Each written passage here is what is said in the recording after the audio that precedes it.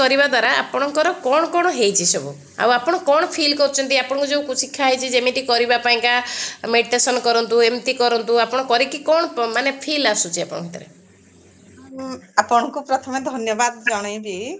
ମୁଁ ଯେତେବେଳେ ଆପଣଙ୍କ କ୍ଲାସ୍ ଦେଖିକି ମୁଁ କଲି କ୍ଲାସଟା ମାନେ ଗୋଟେ ଦିନରେ ମୋ ମାଇଣ୍ଡର ନେଗେଟିଭ ଉର୍ଜା ସବୁ ଚାଲି ଯାଇଛି।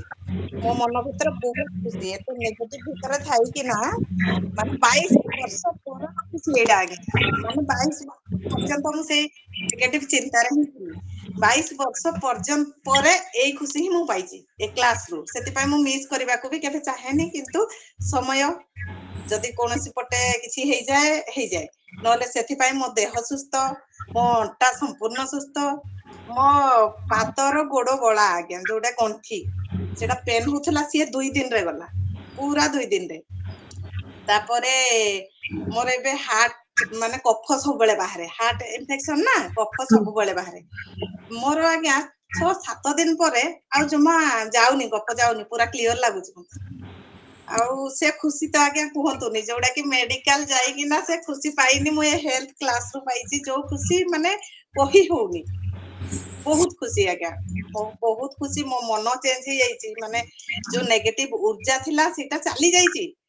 ନେଗେଟିଭ ଥିଲେ ମଧ୍ୟ ମୁଁ ଖୁସି ରହୁଛି ଯୋଉଟା କି ଅଳ୍ପ ନେଗେଟିଭରେ ମୁଁ ବହୁତ ଦୁଃଖୀ ଅନୁମାନ କରୁଥିଲି କିନ୍ତୁ ବହୁତ ଖୁସି ମଧ୍ୟ ବହୁତ ମାନେ କହି ହଉନି ଆପଣଙ୍କୁ କାଲି କହୁଥିଲି ମାନେ ଯୋଉ ଖୁସି ମୁଁ ମାନେ କହିପାରୁନି ଭାଷାରେ। କ୍ଲାସ ସେଥିପାଇଁ ଆଜ୍ଞା ମୁଁ ମାନେ ମିସ୍ କରିଗଲେ ମତେ ବହୁତ କଷ୍ଟ ହଉଛି କ୍ଲାସ ଟା ମିସ୍ ହେଇଗଲେ। ସବୁ ଏମିତି ଆଜ୍ଞା ଦେହ ତ ବର୍ତ୍ତମାନ ବହୁତ ଭଲ ଆଉ ଆପଣଙ୍କର ସୁଇଚ ଟା ମୋର ଅଣ୍ଟା ପୁରା ହିଲ୍ ହେଇଯାଇଛି ପୁରା ହିଲ୍ ହେଇଯାଇଛି ଆଉ ସଦା ସର୍ବଦା ଆଜ୍ଞା ମୁଁ ଶୋଇଥିଲେ ବି ମୋର ସେଇ ମାନେ ସଦା ସର୍ବଦା ମୁଁ ଭଗବାନଙ୍କ ପାଖରେ ବି ଗ୍ରାଟିଟ୍ୟୁଡ କରୁଥିବାର ମାନେ ନିଜେ ନିଜକୁ ଶୋଇବା ଅବସ୍ଥାରେ ବି କରୁଛି ଯେତେବେଳେ ନିଦ ଭାଙ୍ଗି ଯାଉଛି ମୁଁ କହୁଛି ମାନେ ସେଇଟା ବି ହଉଛି ଯେତେବେଳେ ଗ୍ରାଟିଟ୍ୟୁଡ ଯେତେବେଳେ ଅଫର୍ମେସନ କରେ ବର୍ତ୍ତମାନ ଆଜ୍ଞା ମତେ ପ୍ରଭୁ ନିଜେ ଦେଖା ଦଉଛନ୍ତି ଏଇଟା ଗୋଟେ ବହୁତ ବଡ କଥା ବଳୟ ଭିତରେ ଆପଣ ମେଡିଟେସନ କଲା ବେଳକୁ ମୁଁ ଭଗବାନଙ୍କୁ ଦେଖୁଥାଏ ବଳୟ ଭିତରେ।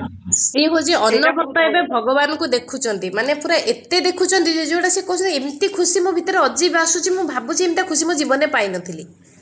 ଆଉ ସେଇଟା ଗୋଟେ ଆସୁଛି ସେ ପୁରା ଏମିତି ବଳୟ ଭିତରେ ବହୁତ ଠାକୁରଙ୍କୁ ଦେଖୁଛନ୍ତି ପୁରା ସମସ୍ତଙ୍କୁ ଚିହ୍ନି ପାରୁନାହାନ୍ତି ନଟରାଜ ମୂର୍ତ୍ତି ଦେଖୁଛନ୍ତି ତାପରେ ଶିବଲିଙ୍ଗ ଦେଖୁଛନ୍ତି ଏତେ ଏନର୍ଜି ଏତେ ପାୱାରଫୁଲ ଆଉ ତାଙ୍କର ସବୁ ଡିଜିଜ୍ ଆପେ ଆପେ ତାଙ୍କର ମୋତେ ସେ ଲେଖିକି ଦେଇଥିଲେ ମୋର ହାର୍ଟ ଇନଫେକ୍ସନ୍ ବ୍ଲଡ଼ ଇନଫେକ୍ସନ୍ ଆଣ୍ଠୁ ଗଣ୍ଠିର ପ୍ରୋବ୍ଲେମ୍ ତା ସହିତ ଅଣ୍ଟା ମାନେ ସବୁ ଜିରୋ ହେଇଯାଇଛି।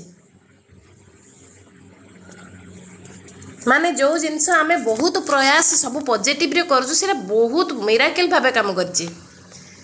ସେଥିପାଇଁ ତାଙ୍କର ବହୁତ ପ୍ରଚେଷ୍ଟା ଭଗବାନଙ୍କର ହେଉଛି ବ୍ଲେସିଙ୍ଗସ୍ ତା ସହିତ ଆମ କ୍ଲାସ୍ର ବହୁତ ରହିଛି ହେଉଛି ମାନେ ଇଏ